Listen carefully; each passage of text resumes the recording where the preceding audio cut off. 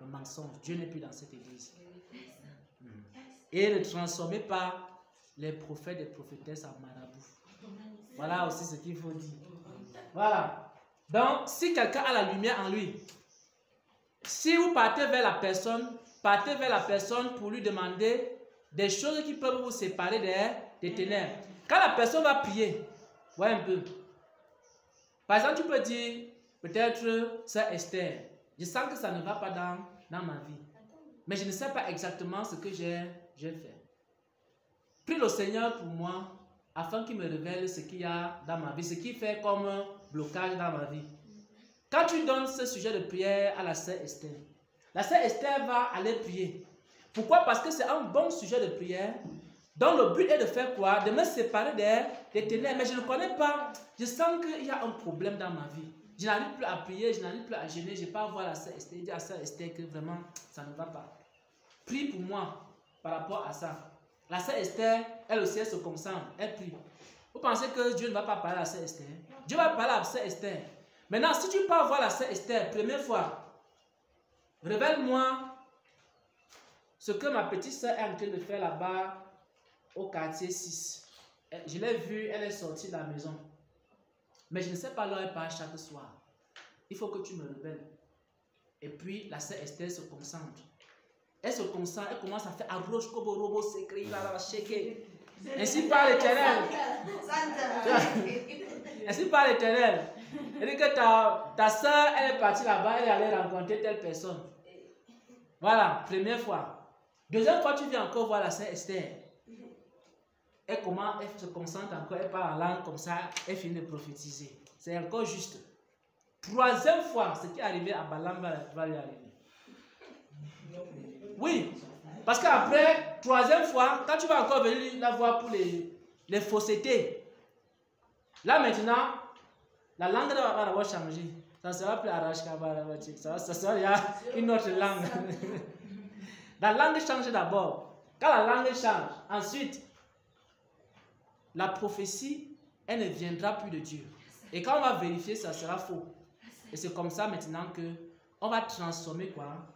Les prophètes en devins, en marabouts.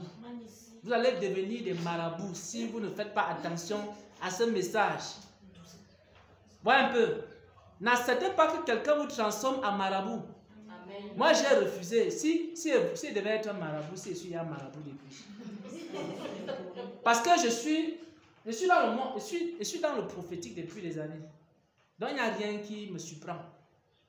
Parce que quand les gens voient, peut-être on a filmé, on a vu telle personne qui a tel ou tel don, on va commencer à chercher vos numéros. On va commencer à chercher, à prier avec vous, ou bien que vous priez avec les gens. Les gens vont commencer à vous dire, pas des choses qui vont les séparer des ténèbres. Ils vont commencer à vous demander que bon, comme mon visa est bloqué là, qui bloque mon visa là-bas, dans le bureau là. Vous voyez un peu, c'est comme ça, c'est ce que les gens vont commencer à vous demander. Donc les choses qu'on demande au marabout. Parce que le marabout n'est pas là pour vous séparer des ténèbres. C'est pour ça que quand tu dis ça au marabout, le marabout dit, oh je vais te donner le nom, il s'appelle Paul-Jean André. Il est géant comme ça, il a encore court. Ouais, un peu. Ça c'est ce que les choses des marabouts. Parce que le marabout, lui, il n'a pas pour mission de vous séparer avec les ténèbres. Donc, même si vous lui dites que donne-moi le numéro du coffre-fort, il va te donner un numéro. Ça peut être vrai, ça peut être faux, parce qu'il travaille avec des esprits. Donc, le marabout, n'importe quoi que tu vas aller demander au marabout, il va se battre. Même s'il faut forcer, il va se battre pour te donner ça. Oui, mais un serviteur de Dieu n'est pas un marabout. C'est d'abord quelqu'un qui est là pour séparer les gens avec les ténèbres. Beaucoup de gens m'ont appelé, même sur les réseaux, sur WhatsApp, par téléphone. Des gens ont voulu faire de moi un marabout. Après, ils ont commencé à dire que non, vraiment, toi tu prophétises toujours que Jésus revienne. Toi, tes prophéties, c'est toujours qu'il faut se sanctifier. Il y a le péché dans ta vie, il y a ceci. Mais est-ce que j'ai telle ou telle situation là qui concerne tel ou tel? Il y a certains sujets de prière qui ne peuvent pas parler avec Dieu avec ça. Je vous dis la vérité. Quand tu me donnes le sujet là, je te dis comment te donner des paraboles seulement. Je ne peux pas aller. Il y a des sujets de prière. Ne comptez pas sur moi que moi je vais mettre mes genoux à terre. Je mets mes genoux à terre. Oh Seigneur, montre-moi dans quel bureau il y a là-bas, c'est bloqué le dossier comme ceci. Cherchez premièrement le royaume des cieux et sa justice. Le reste des choses vous sera donné. Je ne peux pas me présenter devant Dieu avec certains sujets de prière. Parce que première fois, il va m'exaucer. Deuxième fois, il va m'exaucer. Troisième fois, il y a un esprit de divination qui va commencer à venir.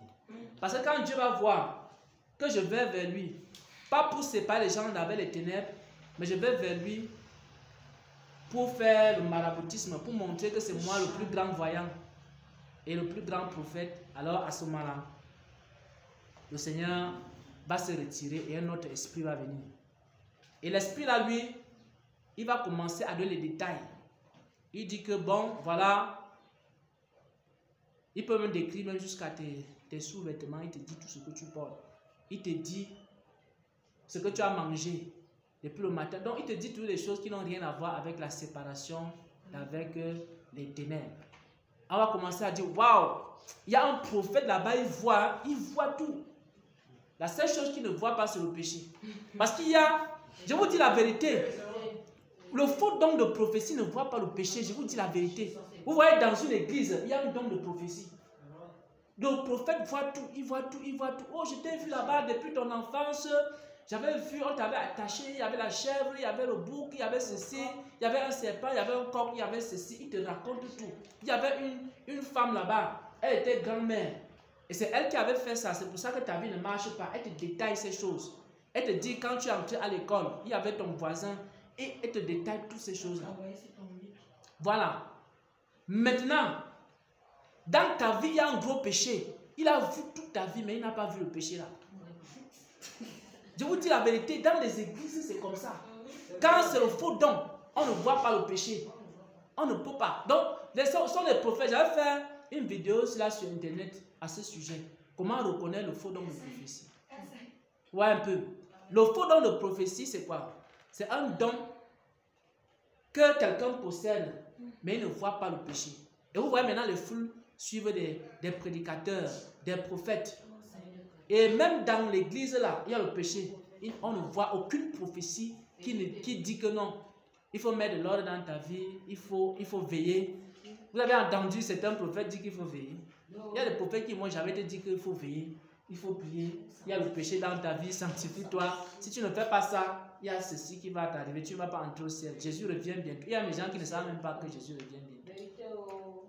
Donc, voilà donc ce que je voulais dire à ce sujet. Je vous en supplie, ne devenez pas les marabouts. Si moi je voulais être marabout, c'est je suis marabout depuis. Amen, amen, amen, amen, amen.